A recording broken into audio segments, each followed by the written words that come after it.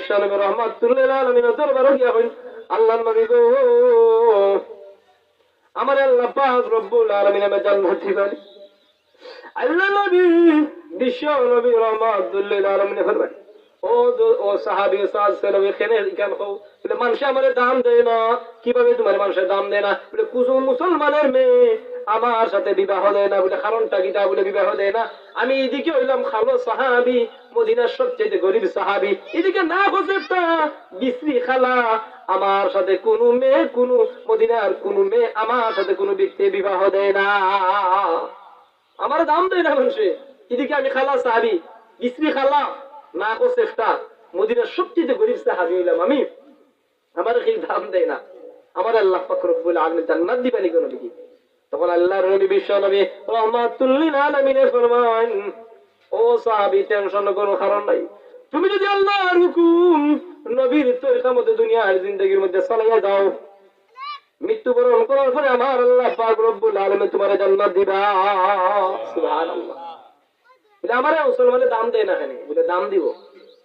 আল্লাহ নবী কইল ও সাহাবী সাল্লাল্লাহু আলাইহি তোমার তো কেউ দাম দেয় না। বলে ঠিক আছে। মদিনার সবচেয়ে ধনী সাহাবী কে?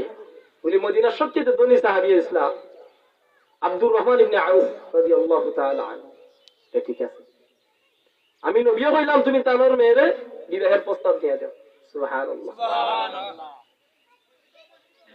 সাল্লাল্লাহু রাদিয়াল্লাহু তাআলা এদিকে খালাম গরিব, আর মদিনা এদিকে তাই গরিব, আর সবচেয়ে ধনী আব্দুর রহমান ইবনে আউফের বাড়ির মধ্যে যাইতে তার বই লাগে। নবীরে কইরা ওগো নবীজি দিও যা তোমার উল্টা দিও ভাই উল্টা, আমি এলাম গরিব আর আমার শ্বশুর বাড়ি গেল ধনী, উল্টা জানি। আমি গরিব সাহাবী আর মদিনার সবচেয়ে ধনী সাহাবী হইল আব্দুর রহমান ইবনে আউফ, দিও যাতে আমার উল্টো হই যায়, ওই তো না। বলে যাও তুমি। আল্লাহর নবী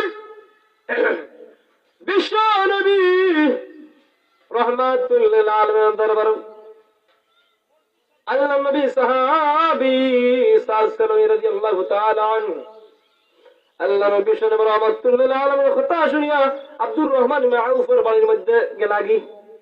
প্রথমে গিয়ে সালাম দিল, আসসালামু আলাইকুম ওয়া রাহমাতুল্লাহ, বাড়িতে আছেন বলে দিয়েছি। আব্দুর রহমান ইবনে আউফ বলে কি দেখাইলে আইছো?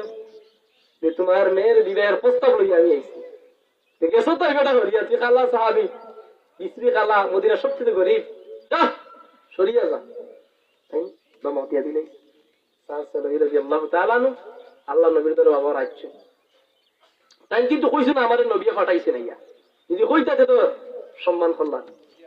ভিতর থেকে আওয়াজ আইলো, আব্দুর রহমান ইবনে আউফের মেয়ে জিজ্ঞাসা করলাম, ও আমার প্রাণের আব্বা, আমরা বাড়ির মধ্যে কে আইছে? আল্লাহর নবী সাহাবী হযরত আব্দুর রহমান ইবনে আউফ জবাব দেন, সাল্লাল্লাহু রাদিয়াল্লাহু তাআলা আনহু তোমার বিবাহের প্রস্তাব লইয়া আমার বাড়ির মধ্যে আইছেন, আমি দাম খাইয়া দিলাইছি। তুমি কেন দাম খাইয়া দিলা? কেন তুমি দাম খাইয়া দিলা? বলে এইদিকে খালা সাহাবী, না কোসে একটা বিশ্রী খালা, মদিনার সবচেয়ে গরিব, আর আমি এলাম মদিনার সবচেয়ে ধনী সাহাবী, আর মদিনার সবচেয়ে সুন্দরী মহিলা এলাম তুমি, কিভাবে আমি এত খালা বিশ্রী খালা বেটা গেছে তোমার বিবাহ দিতা? আমরা সমাজের মধ্যে কিছু মুসলমান বাচ্চা আছে, খালা যে বেটায় ওই বাড়িতে আমরা খাই দিই না, আসুন না নিত না, তার অন্য এলাকাতে আছে বেটা যে খালা হয় নাই, বেটা খালা হয়। আচ্ছা খালা তো লাগে সৃষ্টি করছে, লাকাদ খালাকনাল ইনসানা ফি আহসানি তাকওয়িম, আমি আল্লাহ পাক রব্বুল আলামিন প্রত্যেক মুসলমান বাচ্চা ইন্তরে সুন্দর করে সৃষ্টি করছি। সঙ্গে আল্লাহ ভিতর থেকে যখন আল্লাহর বান্দিয়া হইলা